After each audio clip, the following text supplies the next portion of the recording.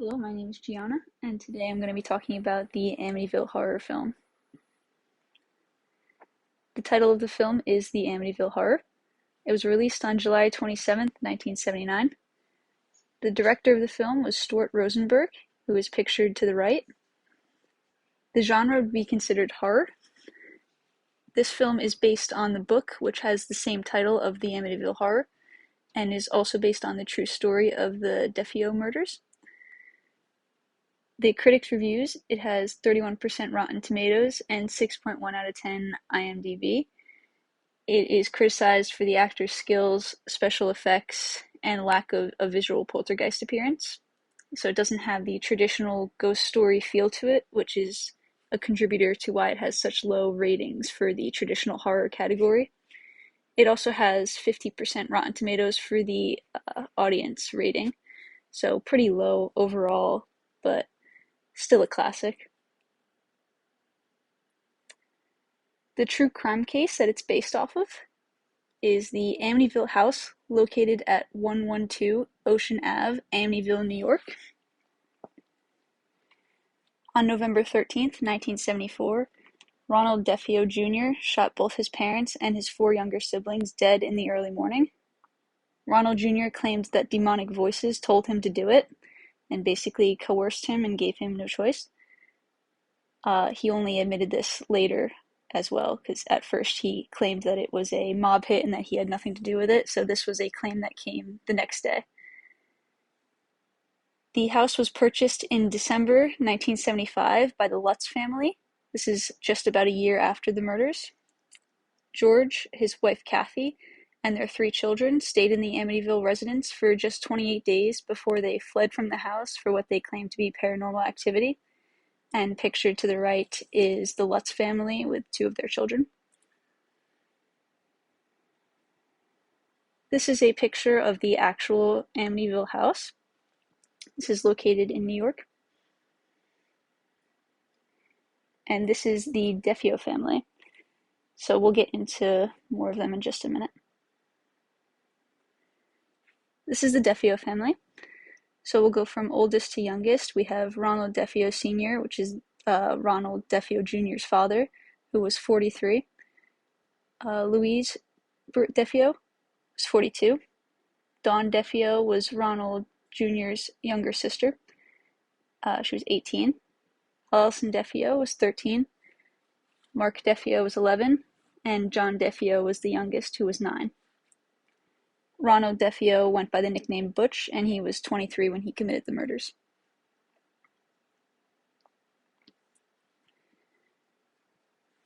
The Lutz family, soon after moving in, reported slime oozing from the walls, windows slamming, family members levitating, and more paranormal and unexpected activities.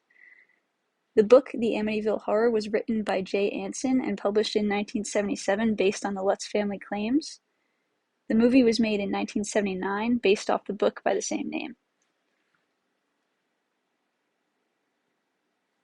This is a picture that was taken inside of the home, and you can see the shadow in the corner, and then it's enlarged right on the right side. And people believe that this is the face of John Defeo, which was the 9-year-old sibling, the youngest that was killed.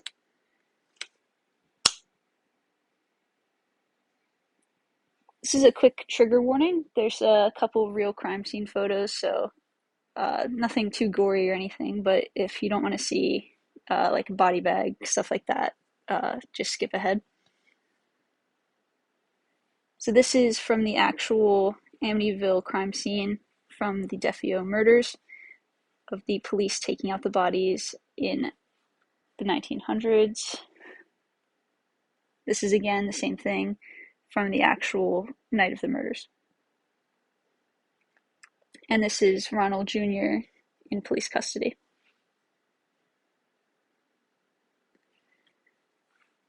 Film synopsis.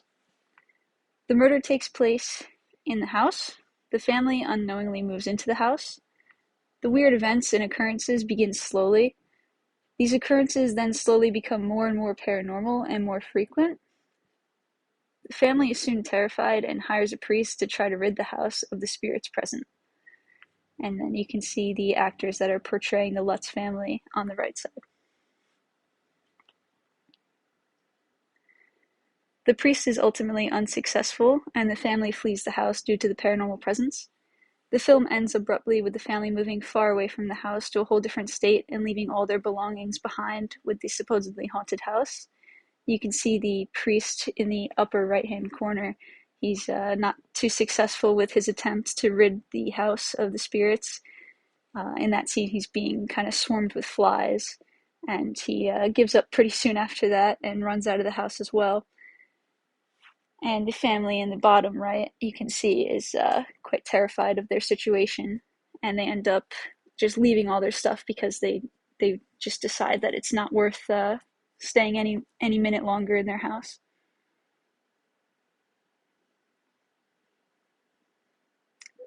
Film Ghost Portrait. So this is a couple of still shots of the film, and this is actually how they portray the poltergeist, more so than an actual physical being. So you can see the ooze coming from the walls. Now, the actual Lutz story says it was more of a green ooze, but the movie went with more of like a blood red. And then there's a kind of demonic pig in the window in the right side there, and that's believed to be Jody, which is the imaginary friend of Missy Lutz, which is one of the daughters of the Lutz family. Another common occurrence would be lights turning on and off on their own. So, such as lights turning on in the attic when no one would be in the attic, just the house being very bright, brighter than it should be, like brighter than lights could even produce. And that would be an unexplained occurrence that would happen in the house.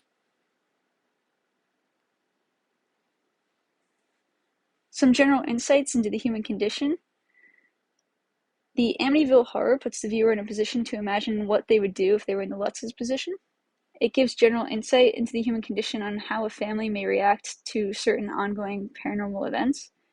So it really makes you think what you would do if you had this family and you just bought this house. Maybe you don't have the money to move at the time. Maybe you just don't want to move. You just got your family settled into an area that you thought was going to be where you'd settle down for a while. And now you have to make this decision where you have to make the decision to, one, come to terms with the belief of ghosts, and then to make the decision that you're going to leave the house that you have just purchased and just put all of your savings into, to try to leave and find a house that you can now afford after you've put all your savings into a haunted house. In addition to that, they've also advertised that this house is haunted, and they've gone to the media about it, so trying to sell this house at this point for the Lutzes would be very difficult in that time period. Use of ghost tropes in this film. The feeling of being watched, the feeling of loss of control, the abandoned house, revenge spirits, demonic possession, demonic entities present, and true crime horror story. So the feeling of being watched and the feeling of loss of control, they said, the Lutzes reported that a lot of times they did have the feeling like the children that were murdered were present in the house and they were kind of still living their lives, which give you a sense that the house is not really yours. So you're constantly sharing a house with people that you can't see. The abandoned house, it was abandoned for a year after the murders. Revenge spirits, that would be the spirits of the people who were unfairly murdered, who are kind of out for revenge for their untimely death. Demonic possession and demonic entities present.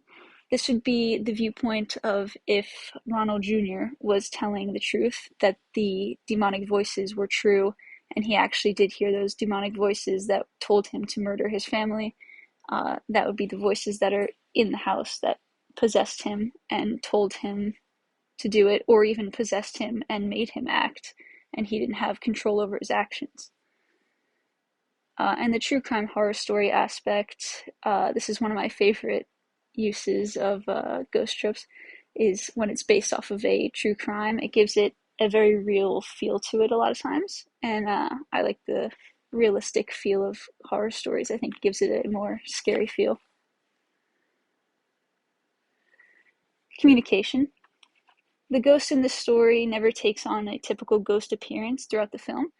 Instead, the ghost uses other symbols and actions to communicate its message, such as walls oozing slime, which is either green or blood red, windows slamming and shattering, doors slamming, lights turning on and off, objects moving on their own, people levitating, noises and voices, flies swarming, and apparitions of the demonic pig. Again, this is thought to be Jody, which is a reported imaginary friend of Missy Lutz. There is drawings available online of this supposed imaginary friend of this little girl that lived in the house. Again, they lived there for just 28 days, and this little girl reported that she had this imaginary pig friend that she called Jody. And it is thought that this demonic pig was actually not an imaginary friend, but a demonic presence that was communicating to the child.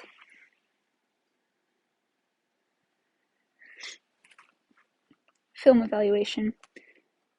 I think the film does a good job at creating a suspenseful and scary horror plot without using a physical visual poltergeist for the majority of the film. The film does not rely on gore and violence to invoke fear, but instead relies on plot points and actual content. The film is able to portray fear through other actions and events.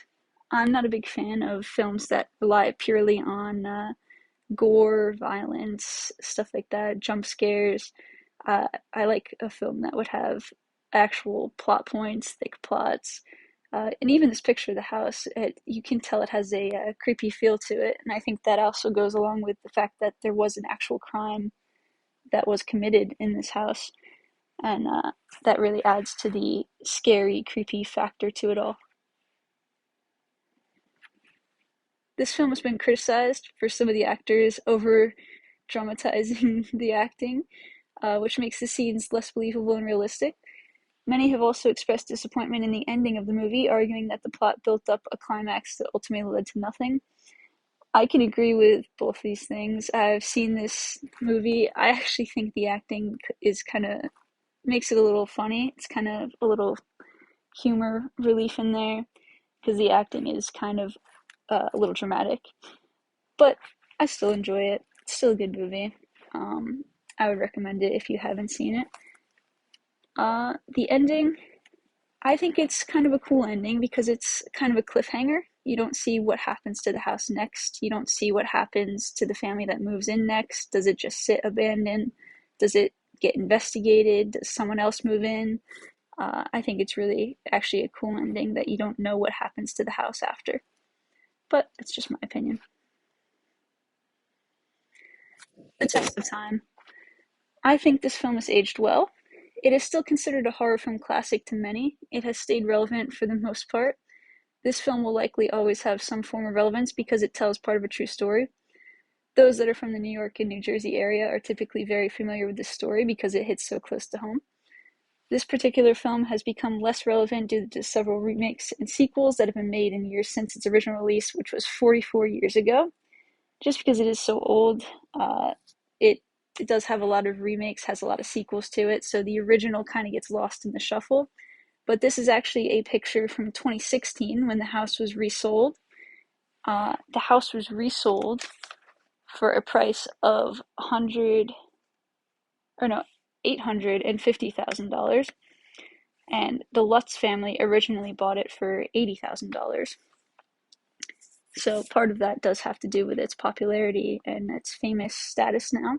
And you can see the amount of people that are still willing to show up to this address just to see it, just to tour it, just a chance to see inside because it's still such a classic.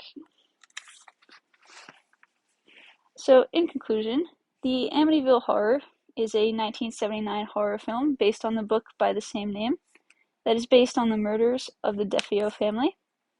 What interested me most about the story is the proximity to home because it's based in New York, and also the true crime aspect of it because I really like true crime horror stories. I really enjoy the tropes of it. I think the classic tropes such as the abandoned house aspect where it was abandoned for a year, The revenge ghosts and the true crime aspects give it a really nice feel to it. I also think it stands the test of time, as we could see by how many people still take interest in the location today. So those are my sources, and that concludes my presentation on the Amityville Horror House. I hope you enjoyed, and I hope you check it out if you haven't seen it yet.